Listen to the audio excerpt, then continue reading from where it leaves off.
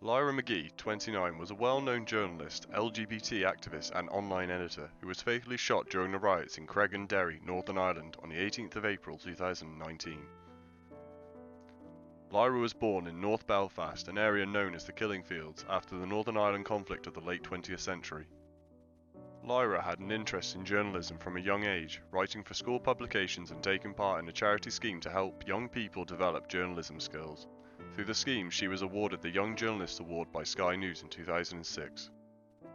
She studied online journalism at the University of Birmingham, where she got her master's degree under the teachings of Paul Bradshaw. In 2011, she started working for MediaGazer, a sister site of technology news aggregator TechMeme. She came into the public eye in 2014 due to a blog post she wrote called Letter to My 14-Year-Old Self, in which she described the challenges of growing up gay in Belfast. It was later made into a short film.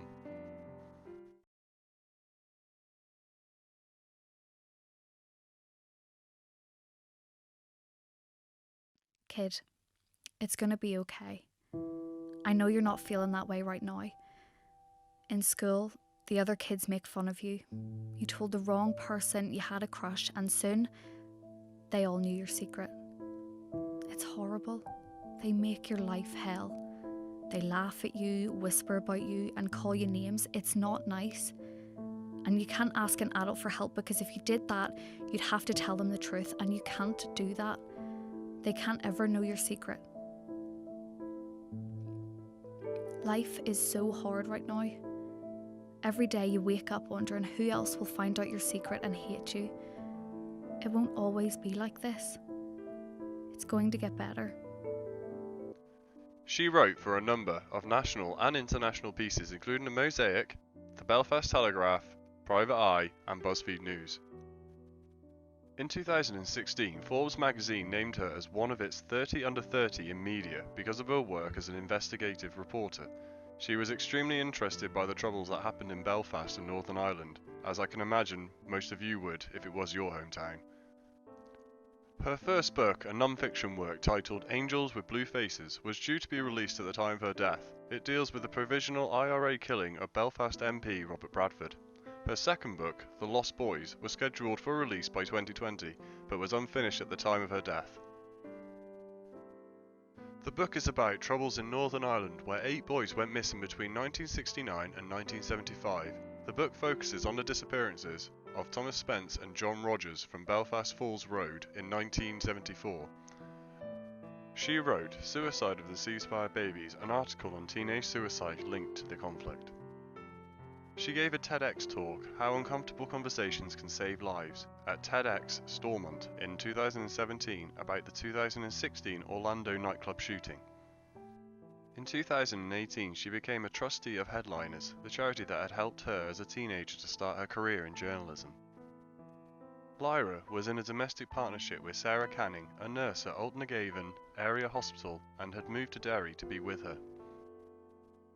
After her death, it was revealed that she had been planning to propose marriage to Canning and had purchased an engagement ring. On the night of her death, riots were breaking out on Fanna Drive, Creggan, after police raided dissidents with the aim of seizing munitions before the Easter Rising commemorative parades due to take place that weekend. Used through petrol bombs and burnt vehicles, police said that a gunman then fired up to 12 shots towards police officers, one of those shots hitting Lyra in the head as she was standing next to one of the armoured patrol vehicles.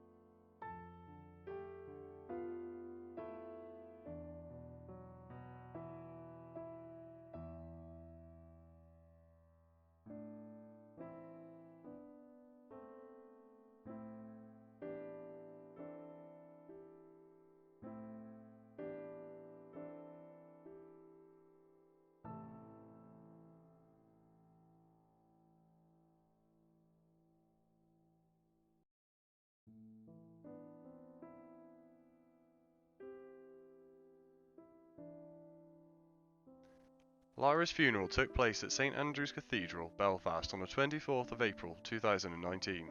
It was attended by British Prime Minister Theresa May, Irish President Michael D. Higgins, DUP leader Arlene Foster, Sinn Féin leader Mary Lou MacDonald and Vice President Michelle O'Neill and Labour Party leader Jeremy Corbyn. Members of the National Union of Journalists formed a guard of honour. Her coffin was met with applause from the waiting public as it arrived at the cathedral. A vigil at the site of her killing was held on the 19th of April 2019. A second vigil was held in Belfast City Hall and was attended by author Anna Burns and John O'Doherty of the Rainbow Project, an LGBT rights charity in Northern Ireland.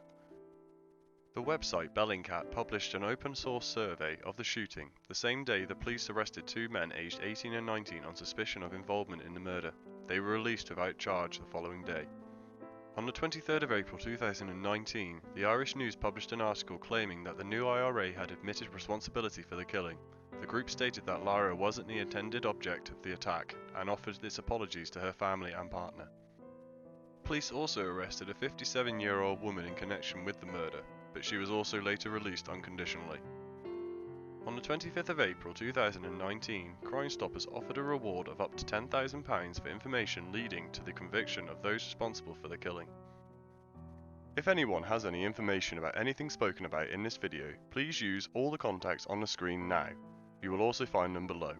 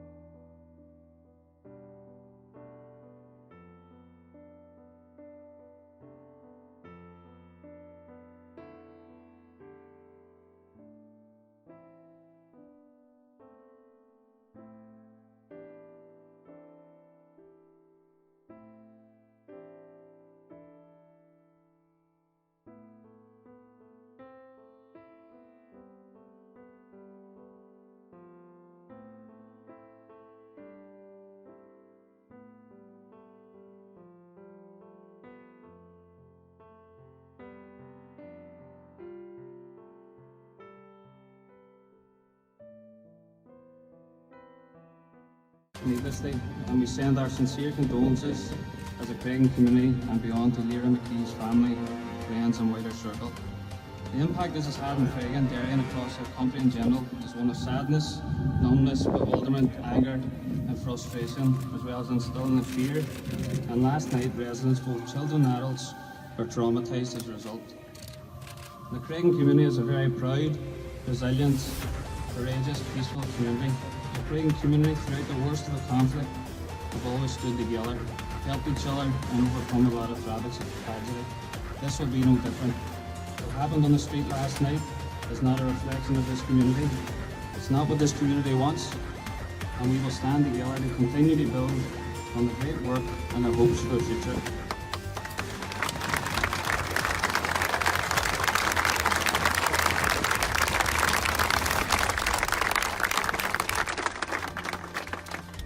There's a great sadness across this city today, and I just want to say that the people of Derry stand with Lyra's family and partner Sarah.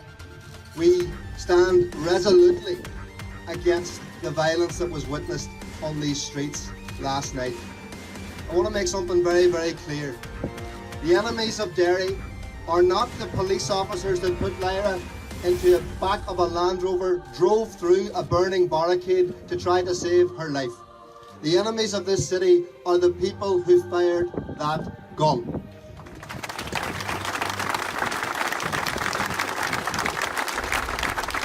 They need to hear very, very clearly today, your time is over. We own this peace process. We are not giving up on this peace process. We are going to keep moving forward, no matter how hard you try to stop us. There's a deep level of responsibility on those of us in politics now as well. And I feel it very, very deeply. Our politics has failed and we have to fix it. We have to take the poison out of the political conversation and we have to begin to start moving back together again. That's the best message we can send those people. We are not going down into the gutter with them. We are going to rise up and walk together again. Thank you very much.